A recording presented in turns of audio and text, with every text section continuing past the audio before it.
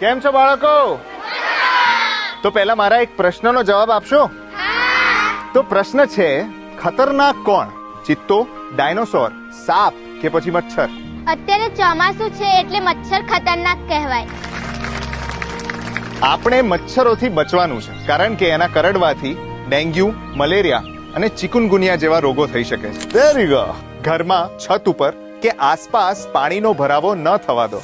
ફૂલદાની, કુંડા, ફ્રીજની ટ્રે, પક્ષીકુંજ અને કુલરનું પાણી ખાલી કરી સફાઈ કરવાનું રાખો. મચ્છર મારવાની દવાનો છંટકાવ કરો. સવારે ધૂપ અને સાંજે લીમડાનો ધુમાડો કરો. આખું શરીર ઢંકાય એવા કપડાં પહેરો. મચ્છરોને દૂર કરતી અગરબત્તી, મોસ્કીટો રેપેલેન્ટ અને દવાયુક્ત મચ્છરદાનીનો ઉપયોગ કરો. મચ્છરજન્ય બીમારીમાં ફળ, પ્રવાહી ખોરાક અને પાણી વધુ માત્રામાં લેવા. મેલેરિયા, ડેન્ગ્યુ અને ચિકુનગુનિયાની દવા સરકારી દવાખાનામાં વિના મૂલ્યે મળે છે. તો જાગૃત રહો, ઘણું જીવો.